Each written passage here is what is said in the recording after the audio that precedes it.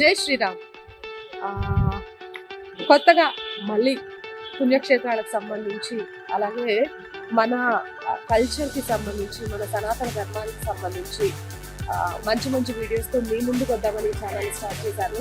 First జై బోలో గురుదత్త గాన్గాపూర్. నిజంగా కూడా నన్ను జర్నలిస్ట్ అవకాశాలను నిలబెట్టింది కూడా గాన్గాపూరే. ఆ వీడియోతోనే అందరికీ నేను బాగా సుపరిచితం అయ్యాను. అందుకే ఇందులో కూడా మొదటి బ్లాగ్ గాన్గాపూర్ నుంచి మొదలెడుతున్నాను. చూస్తున్నాను కదా, మొత్తం మా ఫ్యామిలీ అందరం కలిసి ఫ్యామిలీ ఒక 17 మంది గాన్గాపూర్ వెళ్తారు. సో ఫ్యామిలీతో గాన్గాపూర్ వెళ్ళేటప్పుడు ఎలా ఉంటుంది, అలాగే గాన్గాపూర్ గురించి ప్రత్యేకంగా చెప్పవలసిన లేదు. మనలో ఏ నెగిటివ్ వైబ్స్ ఉన్నా కూడా అక్కడికి వెళ్ళొస్తే వెళ్ళిపోతాయి. చాలా డాక్టర్లు కూడా ఈ ప్రాబ్లమ్స్ తీరవేమో అన్నది కూడా గాన్గాపూర్ వెళ్ళి అక్కడ స్వామివారిని దర్శనం చేసుకున్న తర్వాత క్లియర్ అయిన సందర్భాలను చూసినాం. కాబట్టి ఇప్పుడు మనం గాన్గాపూర్ బ్లాగ్ కి స్టార్ట్ అయ్యి గాన్గాపూర్ వెళ్దాం. నాతో పాటు మీరు రండి. గాన్గాపూర్ కి సంబంధించిన పూర్తి విశేషాలు తెలుసుకుని ఆ దత్తాత్రేయుడి యొక్క కృపా కటాక్షాలకు పాత్రలు కండి. మన జర్నీ స్టార్ట్ చేద్దాం. హైదరాబాద్ నుంచి ఇక్కడ నుంచి మాకు 5 hours 40 minutes టైం చూపిస్తుంది. సో ఎంత టైం పడుతుంది, ఈ మధ్యలో ఎక్కడ ఆగాము, ఫుడ్కి ఎక్కడ ప్లేసెస్ ఉంటాయి, గాన్గాపూర్లో మొత్తం 5 పుణ్యక్షేత్రాలు దర్శనం చేసుకుంటేనే గాన్గాపూర్లో దర్శనం మొత్తం పూర్తయింది. ఆ పుణ్యక్షేత్రాలు ఏంటి ఇవన్నీ నేను నాతో పాటు మీకు చూపిస్తాను. జై శ్రీరామ్. మన జర్నీ స్టార్ట్ చేద్దాం.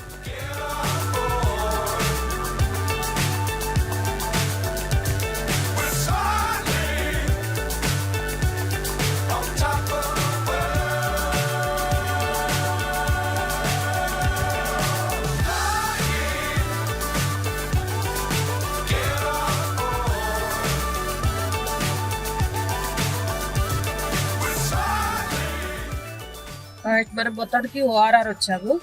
సిటీలో మాత్రం మార్నింగే బయలుదేరితే ట్రాఫిక్ ఉండేది కాదేమో. మాకు 8 అయిపోయింది కాబట్టి ట్రాఫిక్ స్టార్ట్ అయింది. ఇప్పుడే ఓఆర్ఆర్ క్రాస్ చేస్తున్నాం. ఓఆర్ఆర్ నుంచి ఇంకా 259 kilometers 4 hours 41 minutes జర్నీ ఉంది.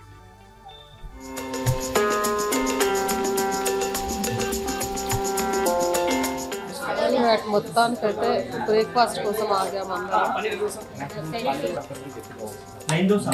సో నేను ప్లేన్ దోశ తింటున్నా. పన్నీర్ దోశ, మసాలా దోశ.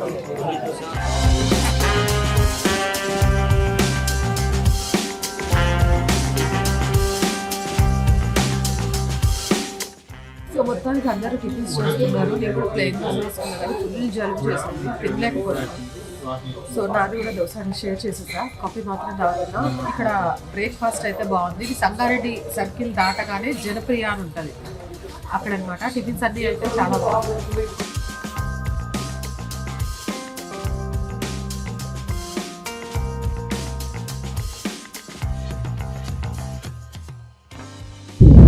మనం తెలంగాణ బార్డర్ రావడం, కర్ణాటక బార్డర్లోకి వెళ్ళిపోయాము ఇప్పుడే. సో ఇంకా 2 hours 39 minutes జర్నీ ఉంది. 139 kilometers వెళ్ళాలి. ఇది మొత్తం ఇక్కడ మొత్తం గుంటంతా బాగానే ఉంటుంది, పెద్ద ప్రాబ్లం ఏముండదు, అంతా హైవేలోనే ఉంటుంది జర్నీ. సో మనం మార్నింగ్ బయలుదేరితే ఇందాక మీరు చెప్పారు కదా, సంగారెడ్డిలో టిఫిన్ చేసుకొని బయలుదేరితే ఇంకొంచెం ఎర్లీగా బయలుదేరితే ఖచ్చితంగా కూడా లంచ్ టైంకి మనం గాన్గాపూర్లో ఉంటాము. అక్కడ భిక్ష ఉంటుంది. అందరికీ తెలిసే ఉంటుంది గాన్గాపూర్ వెళ్ళి వచ్చిన వాళ్ళకు ఆ భిక్షకు సంబంధించి.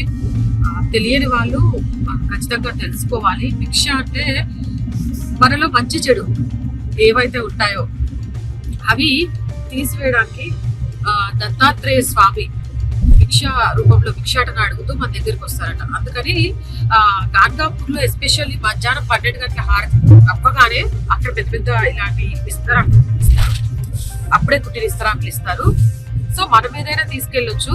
మనం తీసుకెళ్ళకపోయినా ఎవరైనా మన దగ్గరకు వచ్చి భవతి భిక్షాందేహి అని అడిగారంటే ఖచ్చితంగా వాళ్ళకు ఏదో ఒకటి తినడానికి మనం ఇవ్వాలి. పైసలు మాత్రం ఇవ్వద్దు. తినే ఆహార పదార్థం మాత్రమే ఇవ్వాలి. అక్కడ అరటిపళ్ళు బాగా దొరుకుతాయి అనమాట. అలా భిక్ష అనేది జరుగుతుంది. చాలా మంది మన దగ్గరకు వచ్చి మనం అడగకపోయినా పెడుతూ ఉంటారు. మనం కూడా మొహమాట పడకుండా అక్కడ ఉన్న వాళ్ళ దగ్గర భవతి భిక్షాందేహి అని చెప్పి అడిగి తీసుకోవాలి. దానివల్ల అక్కడ పుణ్యఫలం వస్తుంది అని చాలా మంది భిక్ష కోసమే మధ్యాహ్నం అక్కడికి చేరుకునేలాగా వెళ్తారు. ఇక అది మిస్ అయితే మాత్రం సాయంత్రం హారతి. ఈసారి అయితే నేను మిస్ అవుతున్నాను. భిక్షగా అవైలబుల్ అందుబాటులో ఉంటాను. నేను వెళ్ళేసరికి 3 అవుతుంది. నైట్ హారతి టైంలో ఉంటాను. సో భిక్షకు సంబంధించి వెళ్ళడానికి ప్రయత్నం చేయండి. ఎందుకంటే అది చెప్పడం కంటే కూడా అనుభవిస్తే ఆ ఫీల్ వేరే ఉంటది కాబట్టి. కర్ణాటక రాష్ట్రంలోని గుల్బర్గా జిల్లాలోని అఫ్జల్పూర్ లో ఉంది గాన్గాపూర్. ఇక్కడ కన్నడ భాష ప్రాముఖ్యంగా మాట్లాడతారు. అత్యంత ప్రసిద్ధి దత్తాత్రేయ పీఠాలలో ఇది ఒకటి. దత్తాత్రేయ భగవానుని అవతారమైన శ్రీ నరసింహ సరస్వతి స్వామితో అనుబంధం చేయబడింది. శ్రీ నరసింహ సరస్వతి గాన్గాపూర్ లో 24 సంవత్సరాల పాటు నిరంతరం నివసించారని గురుచరిత్ర పారాయణం ద్వారా తెలుస్తుంది. సో మొత్తానికి గాన్గాపూర్ ఆర్చ్ లోకి అయితే మేము ఎంటర్ అయ్యాం. అక్కడ వీడియో తీద్దాం అనుకున్నా, ఫోన్ ఆన్ చేసేలోపు ముందుకు వచ్చేసాం. మీకు ఒక 7 కిలోమీటర్స్ దూరంలో ఆర్చ్ వస్తుంది.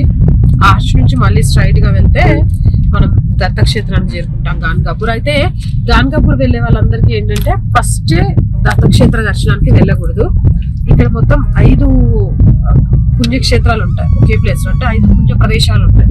ఆ ప్రదేశాలన్నీ వీక్షిస్తేనే దత్తుడి ఆశీర్వాదం దొరుకుతుంది అనేది ఇక్కడ స్థల పురాణం చెప్తూ ఉంటుంది. ఫస్ట్ నది స్నానం తర్వాత అక్కడే వటవృక్షం అని ఉంటుంది.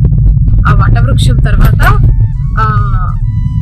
దత్తాత్రేయ స్వామి తపోభూమి, ఎక్కడైతే కూర్చొని తపస్సు చేశారో ఆ తపస్సు భూమి ఉంటుంది. ఆ తపోభూమి తర్వాత గుడికి దగ్గరలో మళ్ళీ కొంత దూరంలో శనీశ్వర ఆలయం ఉంటుంది.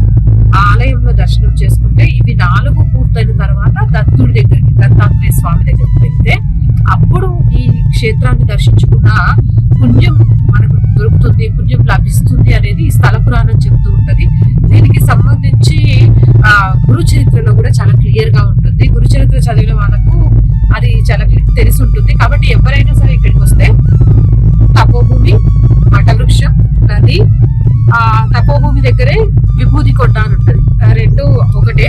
విభూది కొండ అండ్ శనీశ్వర ఆలయం, తర్వాత ఆలయ ప్రధాన ఆలయం, ఇవి దర్శించుకుంటే ఈ దత్తక్షేత్ర గాన్గాపూర్ దత్తక్షేత్రానికి వచ్చిన ఫలితం దక్కుతుంది. సో మేము కూడా ఫస్ట్ నది దగ్గరికే వెళ్తున్నాము. ఈ 1 వీక్ నేను చెప్పాను కదా, మేము వచ్చిన ఈ 1 వీక్ ఏంటి అంటే దత్త జయంతి వారోత్సవాలు. సో ఫుల్ రష్ ఉన్నట్టుంది. చాలా వెహికల్స్, అలాగే కాలినడకన నడుచుకుంటూ వస్తున్న వాళ్ళు, నేను 30 కిలోమీటర్స్ నుంచి చూస్తున్నా. చాలా మంది కాలినడకతో వస్తున్నారు. అదే మొక్కుంటే అలా వస్తారు అనుకుంటా. చాలా వరకు పుణ్యక్షేత్రాలకు నడిచి వెళ్తాము, దండం పెట్టుకుంటాం కదా. ఆశ్చర్యం ఏంటంటే ఇందులో చిన్న పిల్లల నుంచి ముసలి వాళ్ళ వరకు కూడా నడుచుకుంటే వస్తున్నారు. మధ్యలో ఖాళీ ప్లేస్లలో డేరాలు వేసుకొని ఉన్న వాళ్ళు కనిపిస్తున్నారు. అంటే నాకు తెలిసి వీళ్ళు కొన్ని కిలోమీటర్స్ దూరం నుంచి నడుచుకుంటూ వస్తున్నట్టున్నారు, స్టే చేసుకుంటూ. మొత్తానికి ఇప్పుడు టైం ఎంత అయింది అంటే 2:59 అయింది. 3 o'clock. 3 o'clock కి మేము ఇంకొక 5 కిలోమీటర్ల దూరంలో ఉన్నాము. డైరెక్ట్ నేను నది దగ్గరికి వెళ్తాను. సో నదికి వెళ్ళడానికి రూట్ అయితే మీకు చెప్పాను కదా. మనం దత్తాత్రేయ క్షేత్రానికి ఈ రోడ్ ఏదైతే ఉంటుందో ఎండ్ లో లెఫ్ట్ తీసుకుంటే గుడికి వెళ్తాం. లెఫ్ట్ తీసుకోకుండా స్ట్రైట్ వెళ్ళిపోతే నదికి వెళ్ళిపోతాం. ఎవరిని అడిగినా కూడా చెప్తారు అక్కడ. సో నదికి సంబంధించి వెళ్ళే దారి అని అంటే నదితో పాటు అక్కడ వటవృక్షం ఉంటది. వటవృక్షానికి అక్కడ ఒక రెడ్ కలర్ దారం దొరుకుతుంది. మీ కోరిక ఏది అనేది మనస్ఫూర్తిగా కోరుకొని ఆ చెట్టుకు కట్టండి. దీనికి బాగా ఈ వటవృక్షం దేనికి ఎక్కువ మొక్కులకు కడుతూ ఉంటారంటే పిల్లలు లేని వాళ్ళు బాగా కడతారు అక్కడ దారాన్ని. దాంతో పాటు ఎప్పటికీ నెరవేరకుండా ఉన్న కోరికలు ఉన్న వాళ్ళు కూడా వటవృక్షానికి ఎర్ర దారం కడతారు.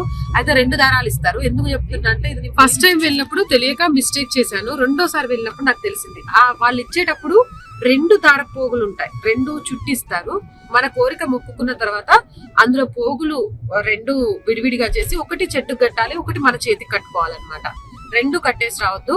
అండ్ ఇప్పుడు మీకోసం మీరు కోరిక కోరుకుంటే మీ చేతికే కట్టుకోవాలి. మీరు ఎవరి కోసమైనా కోరిక కోరుకుంటే వాళ్ళ చేతికి కట్టాలి.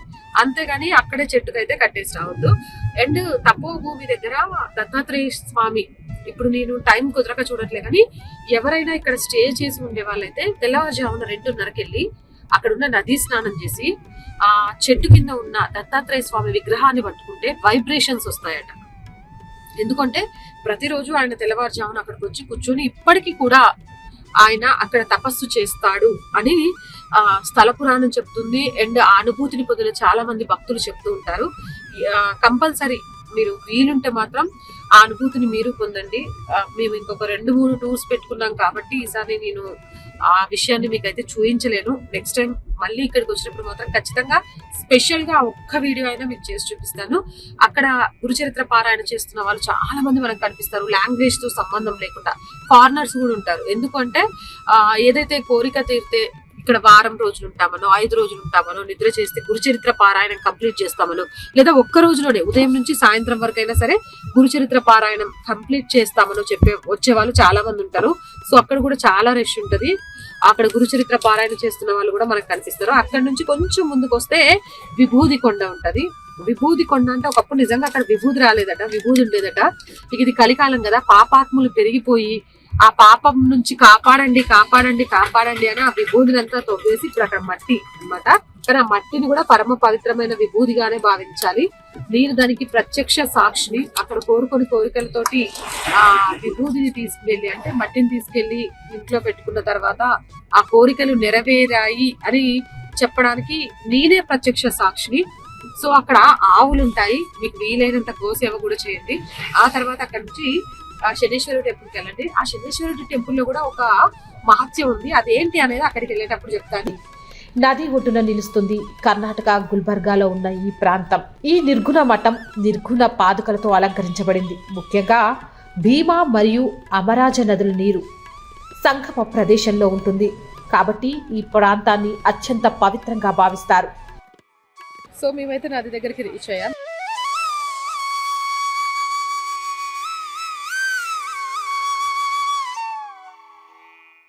ఫస్ట్ ఎవరు ఇక్కడే నది స్నానం చేసి ఇక్కడ నుంచి ఒక్కొక్క దర్శనానికి వెళ్తూ ఉండాలి. చెప్పా కదా 5 ఉంటాయి. మేము ఫస్ట్ నది దర్శనం, మనం నది దర్శనానికి వెళ్తున్నాం. కానీ నది దర్శనానికి వెళ్ళిన వాళ్ళైతే స్నానం చేయడానికి ప్రిఫర్ చేయండి. నదులలో స్నానం చేయడం వల్ల అనేక సమస్యలు తొలగిపోతాయని మన పెద్దవాళ్ళంతా చెప్తూ ఉంటారు. కాబట్టి కంపల్సరీ ప్రిఫర్ చేసి నది స్నానం చేయండి. నది స్నానం తర్వాత నేను నెక్స్ట్ దర్శనం ఏంటి అనేది చూపిస్తాను. ఇక్కడ కోటి తీర్థాలున్నాయి.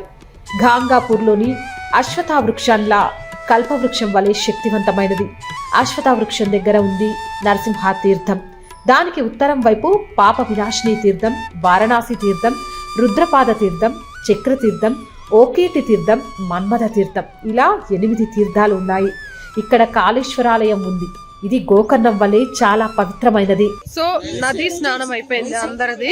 ఇప్పుడు మేము వటవృక్షం దగ్గరికి వెళ్తున్నాం. చెప్పాను కదా ఇందాక, వటవృక్షానికి సంబంధించి మనకు ఏదైనా కోరిక ఉంది అని అంటే ఆ కోరికను దండం పెట్టుకొని ఆ వటవృక్షానికి ఎర్ర తాడు కట్టి అందులో ఒక పోగు తీసి మన చేతికి కట్టుకుంటే ఖచ్చితంగా మన కళ కోరిక నెరవేరుతుంది అని ఇక్కడ స్థల పురాణం. ఇక్కడ కొంతమంది పెద్దలు చెప్పారు. నేను లాస్ట్ టైం చెప్పాను కదా, నేను ఇది నాకు తెలిసి 5th టైమో 6th టైమో. నాకు ఎప్పుడు కొంచెం చిరాకు అనిపించి ఫస్ట్ వచ్చేది గాంగాపూరే. ఎందుకంటే ఇక్కడికి వచ్చినాక ఏ సమస్యలు ఏవి గుర్తురావు. చాలా చాలా చాలా ప్రశాంతంగా మానసికంగా చాలా చాలా చాలా బాగుంటుంది. అందుకని అలా కోరికలు కూడా నాకు నెరవేరాయి. అందుకే చెప్తున్నాను, మానసిక ప్రశాంతత అలాగే ఆనందం కావాలి అంటే చాలా డబ్బులు ఖర్చు పెట్టాలి అనుకుంటారు. అవసరం లేదు, మన పుణ్యక్షేత్రాలు చాలు. మన పుణ్యక్షేత్రాలకు వచ్చాము అంటే మానసిక ప్రశాంతత, ఆనందం అతి తక్కువ ఖర్చుతోటి అతి ఎక్కువ పొందడమే కాదు, నిజంగా కూడా పుణ్యం కూడా లభిస్తుంది. కాబట్టి ఇక నుంచి ఎప్పుడైనా సరే మానసికంగా ప్రశాంతత కావాలి, చిరాకు అనిపిస్తోంది అనుకుంటే మాత్రం ఇలా ఆలయాలను సందర్శించండి. ఇక్కడ మీకు కనిపిస్తోంది కదా, అదే రావి చెట్టునే వటవృక్షం అంటారు. ఇప్పుడు నేను అక్కడికే వెళ్తున్నాను. అక్కడే నా కోరిక చెప్పుకొని వటవృక్షానికి తాడు కట్టబోతున్నా. మీరు కూడా మీ కోరిక చెప్పుకొని ఖచ్చితంగా కట్టండి. అది పోసి ఆ దత్తనామాన్ని చెప్పించడం ద్వారా చెట్టు దిగంబర దిగంబర శ్రీపాద వల్లభ దిగంబర అంటూ ఈ చెట్టు చుట్టూ ప్రదక్షిణ చేయడం వల్ల కోరికలు నెరవేరుతాయి అనేది దత్తాత్రేయుడు ఒక రూపంలో వచ్చి చెప్పారనేది గురుచరిత్ర పారాయణంలో ఉన్న ఒక అంశం.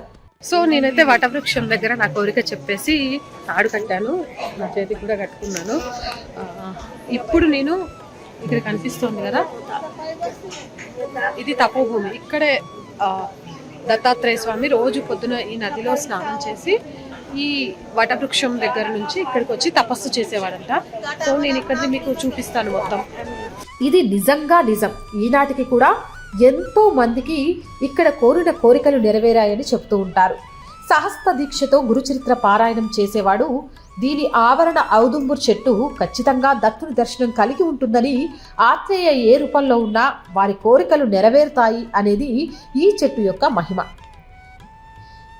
కాళేశ్వర టెంపుల్. కాళేశ్వర ఆలయం మన్మథ తీర్థానికి సమీపంలో ఉంది. అంటే అతను అష్టతీర్థాలు మరియు దాదాపు 1 కిలోమీటర్ స్వామి మఠం, ఆటో లేదా టాంగా రవాణా ఉంటుంది. కాళేశ్వర దేవాలయం. శ్రీల్లో కాళేశ్వర ఆలయ ప్రాముఖ్యతను కూడా వివరించారు గురుచరిత్రలో.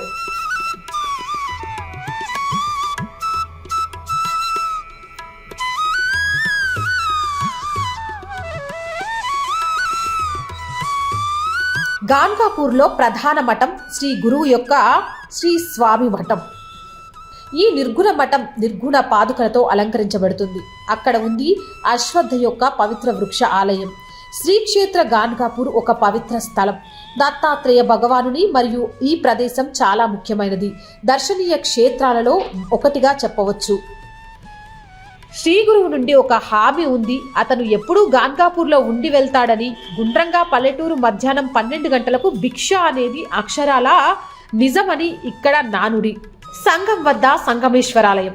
సంఘం వద్ద ఔదంబూర్ను పూజించిన తర్వాత పూజించడం భక్తి శ్రద్ధలతో సంగమేశ్వరాలయ దేవాలయంలో సంగమేశ్వరుడు శ్రీ శివలింగం లాంటివి శ్రీశైల మల్లికార్జున, నంది మరియు చండికి నమస్కరించి నంది నుండి గుండ్రంగా 3 సార్లు ప్రదక్షిణ చేసి చండీ మరియు చండీ నదికి తిరిగి వచ్చి శంకరుణ్ణి దర్శనం చేసుకోవచ్చు.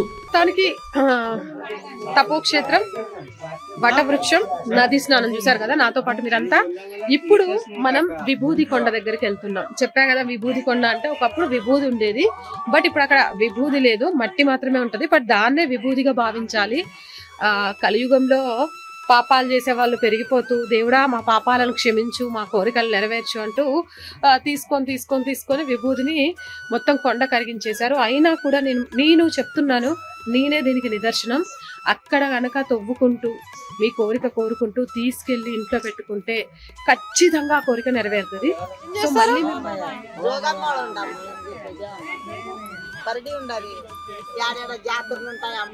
ఇప్పుడు ఇక్కడ జాతర టైమా? జాతర ఉంటదమ్మా, గురువారం ఏకాదశి ఉంటది. ఓకే, ఈ గురువారం. సో భస్మాసుర కొండ దగ్గరికి అయితే వచ్చేసాను నేను. సో ఇదే ఇక్కడ మనం చూస్తున్నాం కదా, ఇదే భస్మాసురుడి కొండ. ఇదే ఇక్కడ మీ కోరిక ఏదైనా చెప్పుకొని ఇక్కడ చాలామంది ఇట్లా గుంటలు చేశారు చూసారా, ఇలా మీరు కూడా తీసుకోవాలి. ఫస్ట్ మనం దర్శనం చేసుకున్నాం. ఇందాక ఒక విషయం చెప్పడం మర్చిపోయినా, ఇప్పుడే నేనైతే ఇక్కడ ఒక రాయి మీద ఒక రాయి పేర్చుకుంటూ దండం పెట్టుకుంటే ఇల్లు మనం కట్టుకుంటాం అనేది ఒక నమ్మకం. నేనైతే 7 ఫ్లోర్స్ పెట్టినా, 7 కాదు 8 ఫ్లోర్స్ పెట్టినా, 8 ఫ్లోర్స్ కాకపోయినా ఒక్క ఫ్లోర్తో అయినా సొంత ఇల్లు అనేది కట్టుకోవాలని మనస్ఫూర్తిగా మీ అందరు కూడా బ్లెస్ చేయండి. అండ్ ఇంకో విషయం చెప్పడం మర్చిపోయాను, ఇక్కడ ఎస్పెషల్లీ గాన్గాపూర్ వచ్చినప్పుడు, గాన్గాపూర్ అనే కాదు ఏ దేవాలయానికి వెళ్ళినా జుట్టు వీరబోయకూడదు, జుట్టు ముడిపెట్టుకోవాలి దేవాలయ ప్రాంగణం లోపలికి వెళ్ళాము అంటే. కాబట్టి నేను కూడా లోపలికి వచ్చేటప్పుడు కొప్పు పెట్టేసా. మీరు కూడా ఎవ్వరు జుట్టు ఈరబోసుకొని మాత్రం దేవుడి గుళ్ళల్లో దర్శనాలు చేసుకోవడానికి రాకండి, అది మంచిది కాదు. సో ఇప్పుడు నేను ఇక్కడ గురుదత్తకు దండం పెట్టుకొని నా కోరిక చెప్పుకొని నేను కూడా విభూతిని తీసుకోబోతున్నా. మీరు కూడా మీ కోరిక చెప్పుకొని విభూతిని తీసుకోండి. జై గురుదత్త. ఒకసారి దండం పెట్టుకోండి దత్తాత్రేయ స్వామికి మీరు కూడా. యష్ హిల్, దీన్ని భస్మకొండ అని అంటారు. యష్ కొండ సంఘం దగ్గరలో ఉంది. ఇది పరశురాముని తపస్సు చేసిన ప్రదేశంగా చెప్తారు. ఇక్కడ బూడిద చాలా శక్తివంతమైనదని, ఇప్పుడు అది మట్టి రూపంలో మాత్రమే మనకు దర్శనం ఇస్తుందని చెబుతూ ఉంటారు. ఇది రక్షిస్తూ దృష్టి దోషాల నుంచి వ్యక్తులను కాపాడుతుందని, ఈ బూడిదను కడుపుతో ఉన్న వారి పొట్టపైన రాస్తే వారికి తేజో రూపంతో ఆరోగ్యవంతమైన బిడ్డలు పుడతారని నమ్మకం.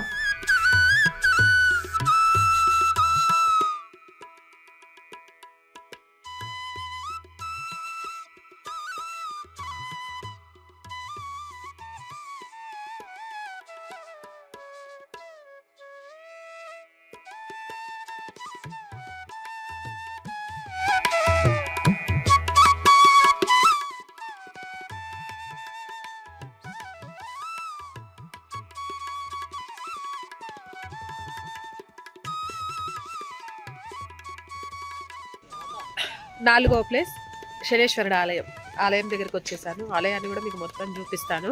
కంపల్సరీ ఇవి 4 చేసుకున్న తర్వాత మీరు మెయిన్ గుడిలోకి వెళ్ళాలి. అప్పుడే ఈ పుణ్యక్షేత్రానికి సంబంధించిన పూర్తి ప్రతిఫలం మీకు దక్కుతుంది. వచ్చేయండి నాతో పాటు మీరు కూడా దర్శనం చేసుకుందాం. అలాగే ఇక్కడ అష్టతీర్థాలు ఉన్నాయి. నృసింహ తీర్థం, శ్రీపాద తీర్థం, రుద్రపాద తీర్థం, భగీరథి తీర్థం, పాపనాశక తీర్థం, కోటి తీర్థం, చక్ర తీర్థం, మన్మథ తీర్థం, ఇలా అష్టతీర్థాలు ఉంటాయి. ఈ అష్టతీర్థాలలో స్నానం యొక్క ప్రాముఖ్యత శ్రీ గురు చరిత్రలో ఇవ్వబడింది.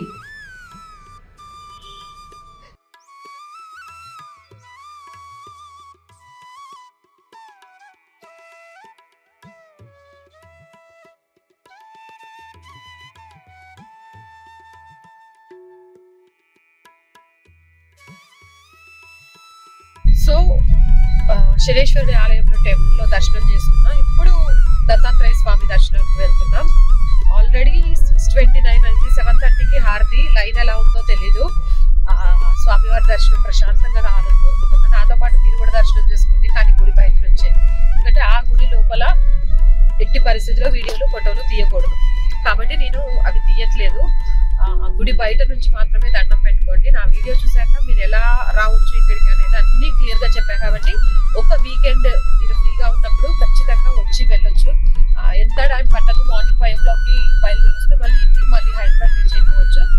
కాబట్టి మనం వెళ్ళి దత్తాత్రేయ దర్శనం చేసుకుంటాం. సో మేమైతే స్పీడ్గా నడుస్తున్నాం దర్శనానికి వెళ్ళడం కోసం. ఇక్కడ నేను మార్నింగ్ భిక్ష టైంకి వస్తాను. కొన్ని పండ్లు, బిస్కెట్స్, చాక్లెట్స్ ఇక్కడ అందరికీ పంచడానికి తీసుకొని వచ్చాను. బట్ భిక్ష టైంకి రాలేదు. అయినా కూడా దర్శనం చేసుకొని అప్పుడు ఇక్కడ ఉన్న వాళ్ళకు ప్రసాదాన్ని పంచినట్టుగా పంచాలి అనుకుని అవి కూడా తీసుకొస్తున్నాం. చాలా స్పీడ్గా నడుస్తున్నాం ఎందుకంటే మిస్ అవ్వద్దు ఎట్టి పరిస్థితుల్లో కూడా హారతి. జై గురుదత్త. ఇది గాన్గాపూర్కి సంబంధించిన స్థల పురాణంలో అష్టదశ తీర్థాలు అలాగే చూడదగ్గ 5 ప్రదేశాలకు సంబంధించిన పూర్తి వివరాలు.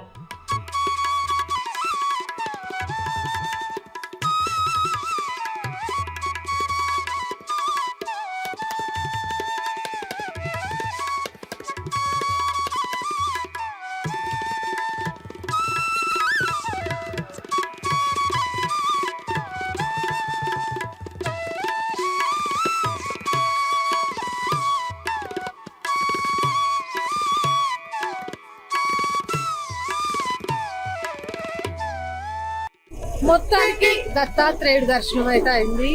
మనస్ఫూర్తిగా దండం పెట్టుకున్నాను. కాకపోతే పల్లకి సేవ మిగిలిన వాటిలో చిన్న మార్పులు చేశారు. నేను ఫస్ట్ టైం వచ్చినప్పుడు పల్లకి మీద నుంచి వెళ్ళింది.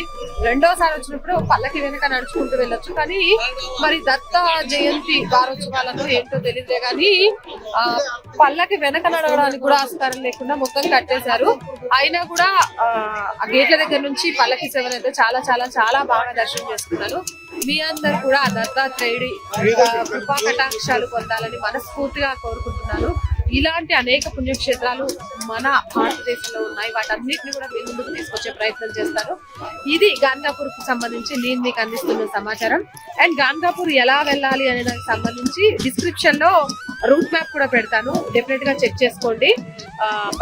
మళ్ళీ చెప్తున్నాను, అన్నదానానికి కావాలంటే డబ్బులు కట్టండి, కానీ ఇక్కడ ప్రత్యేక దర్శనాలను మరొకటో చెప్తే మాత్రం నమ్మి ఎట్టి పరిస్థితుల్లో పైసలు కట్టద్దు. ఇది గాన్గాపూర్ బ్లాగ్. ఇలాంటి మోర్ వీడియోస్ కోసం మన ఛానల్ ని వెంటనే సబ్స్క్రైబ్ చేసుకోండి. ఈ వీడియో నచ్చిందా?